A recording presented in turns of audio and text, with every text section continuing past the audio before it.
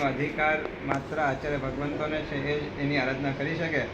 અને એનાથી ઉપર કોઈ મંત્ર સાધના ને સૌથી શ્રેષ્ઠ મંત્ર સાધના એટલે સૂર્ય મંત્રની છે 5 પીઠિકા. સૌથી પહેલી સરસ્વતી દેવીની જે અલગ અલગ લબ્ધિ પદો જેની અંદર સ્થાપિત કરવામાં આવ્યા છે, એ લબ્ધિ પદોથી યુક્ત એવી પહેલી આરાધના એક સરસ્વતી દેવીની છે. બીજા નંબરની અંદર ત્રિભુવન સ્વામીની દેવી જે માનુષોત્તર પર્વત પર બિરાજમાન છે, નિવાસસ્થાન એમનું ત્યાં છે.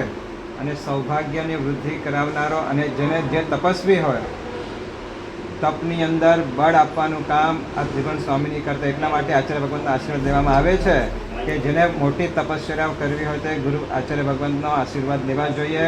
મુખ્ય ભાગ આ ત્રિભુવન સ્વામીની દેવી જે તપની અંદર એક બળ પૂરું પાડે છે. ત્રીજા નંબરની અંદર છે શ્રીદેવી જેને આપણે મહાલક્ષ્મી દેવી કહીએ છીએ.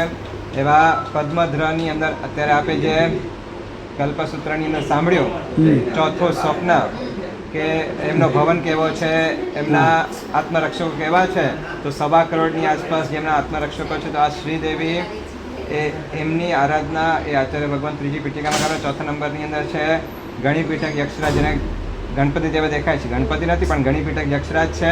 આપણા સિદ્ધ ચક્રની અંદર પણ એની આરાધના થાય છે.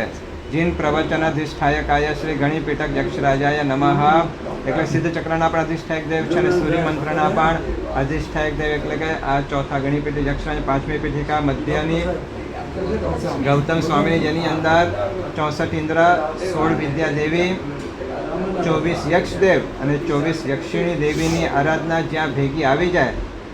ગૌતમ સ્વામીની સર્વશ્રેષ્ઠ સાધના આચાર્ય ભગવંતો કરે છે અને એ સૂર્ય મંત્રની આરાધનામાં સર્વશ્રેષ્ઠ આરાધના એટલે સૂર્ય મંત્ર રાજપીઠ કહેવામાં આવે છે. તો આવી ગૌતમ સ્વામીની આરાધના જે સૌથી મુખ્ય આરાધના કહેવાય છે. આ 5 પીઠિકાઓ છે.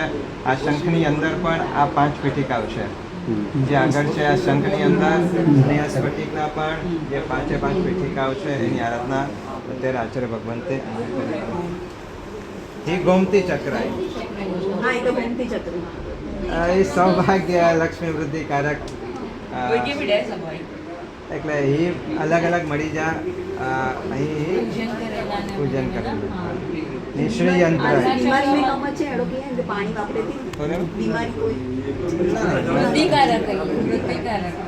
શ્રી યંત્ર બાકી મળે.